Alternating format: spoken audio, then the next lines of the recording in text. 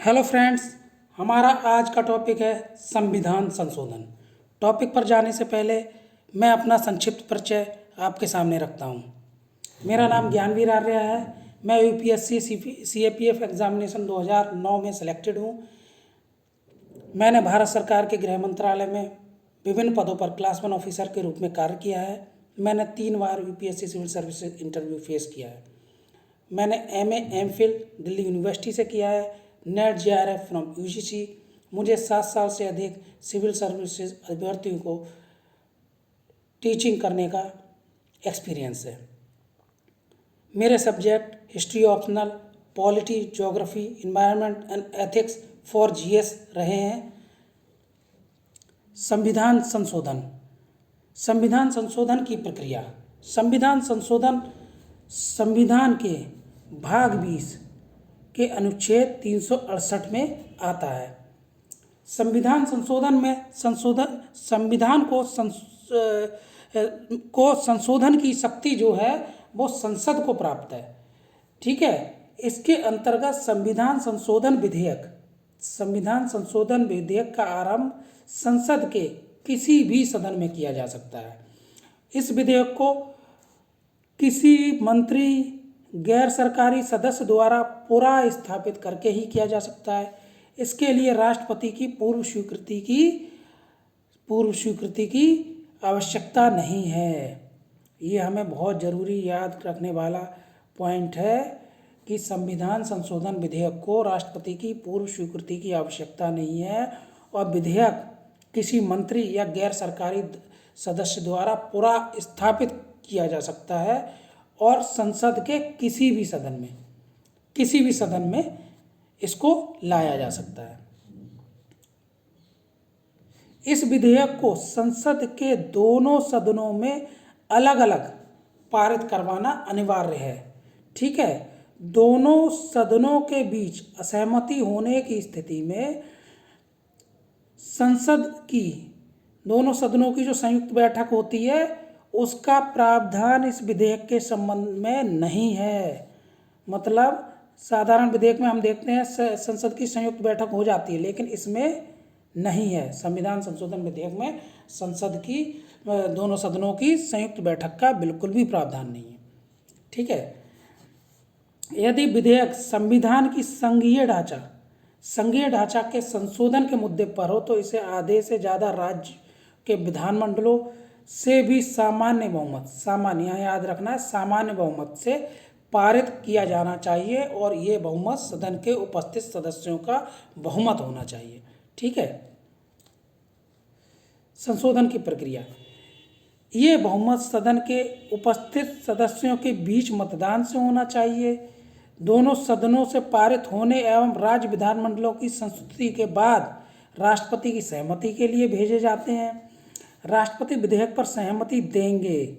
मतलब संविधान संशोधन विधेयक के संबंध में ये है कि राष्ट्रपति विधेयक पर सहमति देंगे। वह ना तो अपने पास रख सकते हैं, ना ही संसद में पुनर्विचार के लिए भेज सकते हैं। ये बहुत ही इम्पोर्टेंट चीज़ है कि राष्ट्रपति को सहमति देनी होगी और पुनर्विचार के लिए नहीं भेज सकते हैं, ना अपने पास रख सकते हैं। ठीक है, राष्ट्रपति की सहमति के बाद विधेयक अधिनियम बन जाता है और संविधान में अधिनियम की तरह समावेश कर लिया जाता है। अनुच्छेद 368 दो प्रकार से संशोधन किया जाता है। नंबर 1 संसद के विशेष बहुमत द्वारा, नंबर 2 संसद के विशेष बहुमत प्लस आधे राज्यों द्वारा साधारण बहुमत से पारित संस्तुति के द्वारा। ठीक है, ये 2 तरीके हैं जो आर्टिकल 368 के अंतर्गत संविधान में जो संशोधन होता है उसमें ये इन 2 तरीकों से संशोधन किया जाता है। ठीक है, लेकिन अब यहाँ पर हमें एक चीज़ और याद रखनी है कि कुछ अन्य अनुच्छेद है ना, कुछ अन्य अनुच्छेद का संसद के साधारण बहुमत से ही संशोधन हो सकते हैं। कुछ अन्य अनुच्छेद ऐसे हैं जिनका संसद के साधारण बहुमत से ही संशोधन हो सकता है, लेकिन क्या है, ये जो संशोधन होगा ये अनुच्छेद 368 के उद्देश्यों के तहत नहीं माना जाएगा, है ना। इस संशोधन को क्या है, जो साधारण बहुमत से जो संशोधन होता है संसद के, वो अनुच्छेद 368 के उद्देश्यों के तहत नहीं होते हैं। इस प्रकार क्या है, संविधान में संशोधन 3 प्रकार से हो सकता है। नंबर 1, संसद के साधारण बहुमत द्वारा, संसद के विशेष बहुमत द्वारा, भारतीय संसद के विशेष बहुमत एवं आधे राज्यों के विधानमंडलों की संस्तुति के द्वारा। इस प्रकार से संशोधन किया जा सकता है। अब हम देखते हैं पहला क्या है, साधारण बहुमत से संशोधन। इसमें अंतर्गत क्या है, ये जो संशोधन है इसको 368 की सीमा से बाहर रखा गया है, मतलब 368 के तहत ये संशोधन नहीं माना जाएगा। इसके अंतर्गत क्या है, नए राज्यों का प्रवेश या गठन, निर्माण, नामों का परिवर्तन, राज्य विधान परिषद का निर्माण, संसद में गण पूर्ति, संसद सदस्यों के वेतन एवं भत्ते, संसद में प्रक्रिया नियम, समितियों के विशेषाधिकार, संसद में अंग्रेजी भाषा, राजभाषा का महत्व, नागरिकता की प्राप्ति, उच्च न्यायालय के न्यायाधीश, संसद एवं राज्य विधानमंडलों के निर्वाचन क्षेत्रों का पुनः निर्धारण, केंद्र शासित प्रदेश, 5वीं अनुसूची, 6ठी अनुसूची इत्यादि में साधारण बहुमत से ही संशोधन किया जा सकता है। और ये संशोधन संविधान के अनुच्छेद 368 के तहत संविधान संशोधन नहीं है, ये केवल साधारण बहुमत वाला संशोधन है। विशेष बहुमत द्वारा संशोधन, विशेष बहुमत द्वारा संशोधन 368 के तहत आता है। 368 के तहत संविधान संशोधन जो है वो विशेष बहुमत के द्वारा किया जाता है। इसका नंबर 1 वो है, संविधान के ज़्यादातर प्रावधानों का संशोधन संसद के विशेष बहुमत द्वारा किया जाता है, अर्थात प्रत्येक सदन के कुल सदस्यों का बहुमत, प्रत्येक सदन उपस्थित और मतदान के सदस्यों के 2/3 बहुमत। विशेष बहुमत की आवश्यकता पठन विधेयक के तीसरे पठन चारण पर केवल मतदान के लिए आवश्यक होती है। इस तरह के संशोधन शामिल हैं मूल अधिकारों में संशोधन, राज्य के नीति निर्देशक तत्वों में संशोधन और वे सभी उपबंध जो प्रथम एवं तृतीय श्रेणियों से संबंधित नहीं है। तो प्रथम श्रेणी क्या थी इसमें? प्रथम श्रेणी थी साधारण बहुमत वाला प्रथम श्रेणी थी प्रथम। और तृतीय क्या है? तृतीय है आधे राज्यों की सहमति जिसमें चाहिए, आधे राज्यों वाली। तो इस तरीके से ये 2 श्रेणियां हैं। इनके अलावा जो भी उपबंध होते हैं वो इस माध्यम से उनका संशोधन किया जाता है। ठीक है। संसद के विशेष बहुमत एवं आधे राज्यों की स्वीकृति से संशोधन, इसमें क्या है, नीति के जो संघीय ढांचे से संबंधित जो प्रावधान हैं उपबंधों को संसद के विशेष बहुमत द्वारा संशोधन किया जा सकता है। इसमें क्या है, आधे राज्यों के विधानमंडलों में साधारण बहुमत के माध्यम से मंजूरी मिली होनी चाहिए उनको। लेकिन इसका एक नेगेटिव पॉइंट कह सकते है वह यह है कि इसके लिए राज्यों को कोई समय सीमा निर्धारित नहीं की गई है। मतलब अगर कोई आवश्यक विषय है जिस पर तत्काल संशोधन की आवश्यकता है और संघीय ढांचे से जुड़ा हुआ विषय है जिसके लिए आधे से अधिक राज्यों के लिए से भी मंजूरी चाहिए, लेकिन राज्यों के लिए कोई समय सीमा निर्धारित नहीं है, तो इसमें क्या डिले प्रोसेस हो जाता है। ज़रूरत हमें आज है लेकिन वो संशोधन हम काफ़ी समय बाद कर पाते हैं। ठीक है। इसके तहत जो संबंधित विषय है, राष्ट्रपति का निर्वाचन एवं इसकी प्रक्रिया, केंद्र एवं राज्य की कार्यकारी शक्ति का विस्तार, उच्चतम न्यायालय एवं उच्च न्यायालय के संबंध में केंद्र एवं राज्यों के बीच विधायी शक्तियों का विभाजन, ये भी इसके तहत है। 7वीं अनुसूची भी इसके तहत आती है। संसद में राज्यों का प्रतिनिधित्व और अनुच्छेद 368 में स्वयं, अगर अनुच्छेद 368 में भी हमें संशोधन करना होगा तो इसके लिए भी हमें संसद के दोनों सदनों का विशेष बहुमत चाहिए और आधे से अधिक राज्यों की मंजूरी चाहिए। साधारण बहुमत से उनके विधानमंडल में वो पारित होना चाहिए। ठीक है। तो इस तरीके से हम इसको संशोधन कर सकते हैं। हमारे संविधान के लागू होने के बाद लगभग अभी 70 साल हो चुके हैं संविधान को लागू हुए, और इस बीच में मूल अधिकारों में संशोधन की जब भी बात आई है तो वह एक विवाद का मुद्दा बन गया है। इस संदर्भ में सर्वोच्च न्यायालय एवं हमारी जो विधायिका है वो उनके आपस में अंतर्द्वंद उत्पन्न होता रहा है समय समय पर। इसमें सबसे पहला जो मामला आता है वो शंकरी प्रसाद का मामला आया 1951 में। इसमें क्या, प्रथम संशोधन अधिनियम 1951 में संपत्ति के अधिकार को चुनौती दी गई। संपत्ति के अधिकार को उच्चतम न्यायालय ने व्यवस्था दी कि संसद को प्राप्त अनुच्छेद 368 के तहत संशोधन की शक्ति में मूल अधिकारों में भी संशोधन शामिल है। मतलब जो संसद की संशोधन की शक्ति है वो मूल अधिकारों पर भी लागू होती है, और ऐसा अनुच्छेद 13 के तहत अमान्य नहीं हो सकता। और विधि शब्द जो अनुच्छेद 13 का अर्थ सिर्फ साधारण विधि से है, ना कि संविधान संशोधन अधिनियम से। इस प्रकार से हम देखते हैं शंकरी प्रसाद का जो मामला था 1951 का, उसमें सर्वोच्च न्यायालय ने क्लियर कट बोल दिया था कि जो संसद की संशोधन की शक्ति जो 368 के तहत है उसमें मूल अधिकारों का संशोधन भी शामिल है। इसके बाद क्या हुआ, गोलकनाथ का केस आता है 1967 में। गोलकनाथ के केस में उच्चतम न्यायालय ने अपनी पूर्व की व्यवस्था को पूरी तरीके से पलट दिया। ठीक है, उसमें कहा कि संसद की शक्ति है, वो मूल अधिकारों में संशोधन कर सकते हैं, लेकिन इसमें कहा, इसमें उसको पलट दिया पूरी तरीके से। उच्चतम न्यायालय ने व्यवस्था दी कि मूल अधिकार श्रेष्ठ एवं प्रतिरक्षित हैं। संसद द्वारा किसी मूल अधिकार को ना तो कम किया जा सकता है, ना हटाया जा सकता है। इसमें ये व्यवस्था दे दी इन्होंने कि मूल अधिकार को ना तो कम किया जा सकता है, ना हटाया जा सकता है ना। अब 24वां संविधान संशोधन अधिनियम 1971 आया।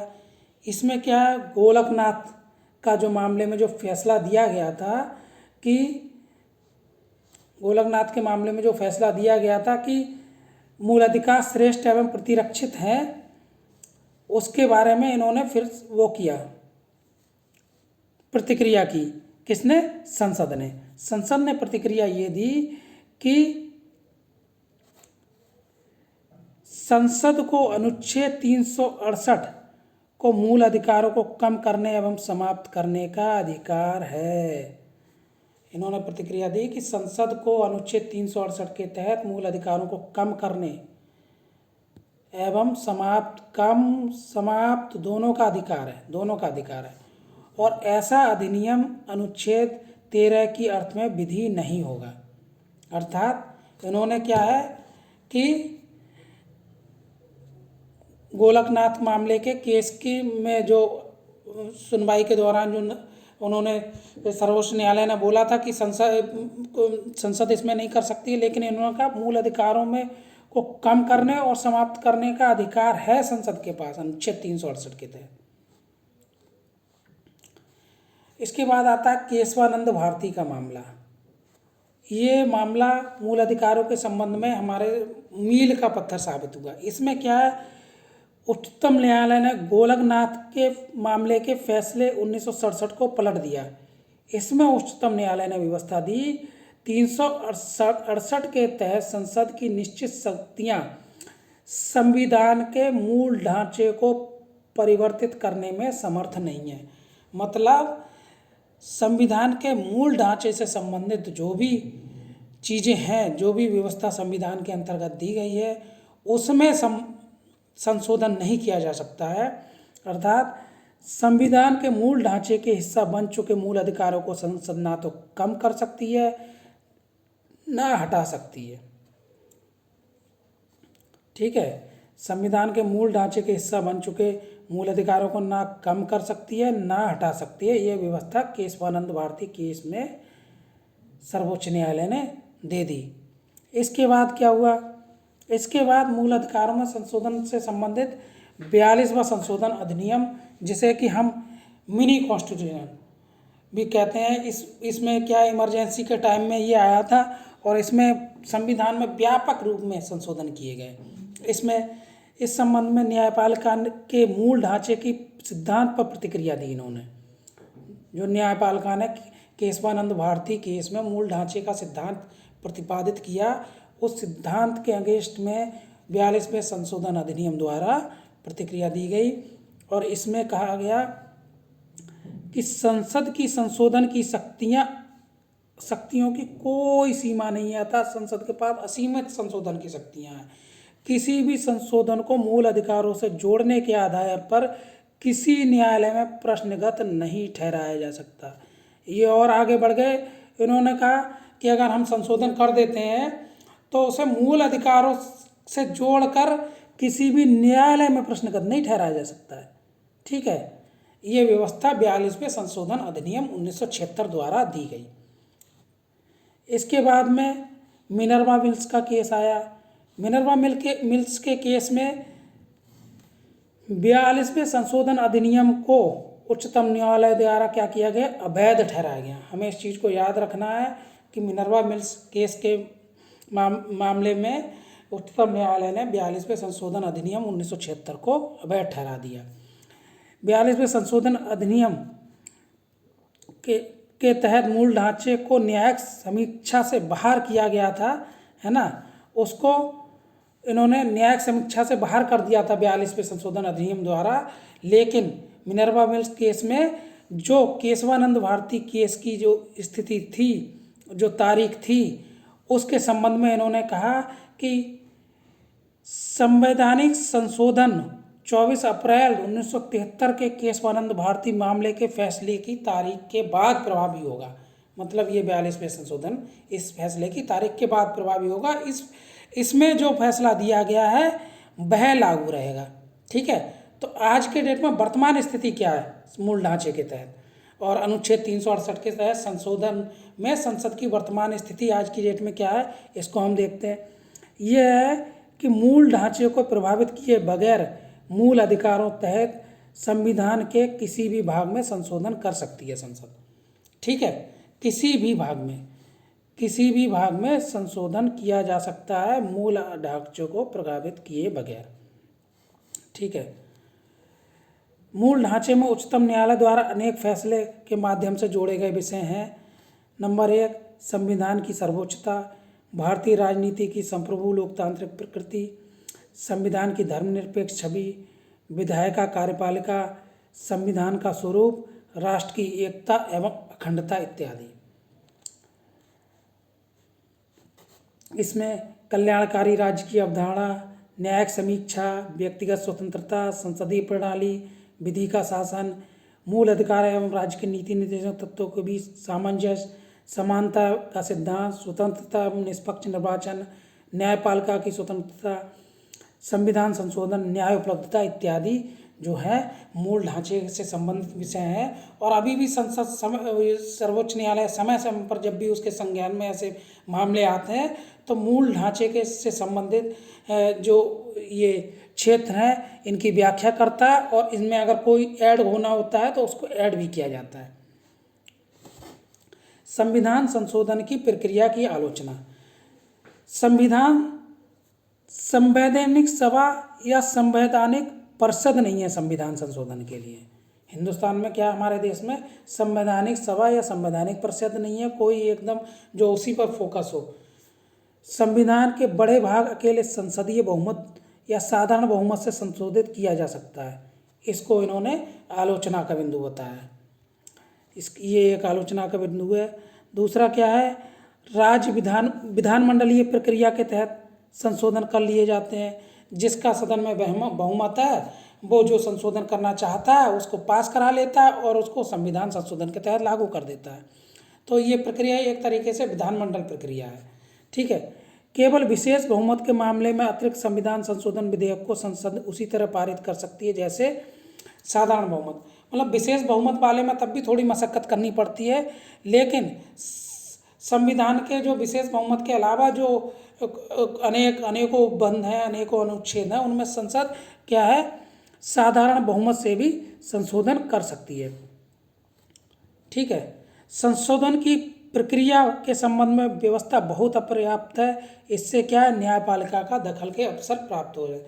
ये हम देखते हैं कि पिछले 70 वर्षों के आज़ादी के बाद और संविधान लागू होने के बाद 70 वर्षों के टाइम पीरियड में कई बार ऐसा हुआ है कि न्यायपालिका एवं विधायिका दोनों के बीच टकराव की स्थिति उत्पन्न हुई है। कभी न्यायपालिका ने विधायिका के किसी मतलब कोई संविधान संशोधन विधेयक है उस पर वो निर्णय दिया है या उस पर सुनवाई करी है। कभी क्या किया है, फिर विधायिका ने न्यायपालिका ने अगर कोई निर्णय दिया है उसके अगेंस्ट में फिर नया अधिनियम लाके और उस पर कानून बना दिया है। तो इस तरीके की टकराव की स्थिति के अवसर मिल जाते हैं इससे। ठीक है, इस प्रकार से ये हमारा संविधान संशोधन भारतीय संविधान के अंतर्गत था, है ना, जो मैंने पूरी तरीके से आपको समझाने का प्रयास किया। शायद आपको मेरी ये कोशिश से आपको कुछ इसमें समझ में आया होगा। बहुत बहुत धन्यवाद मित्रों।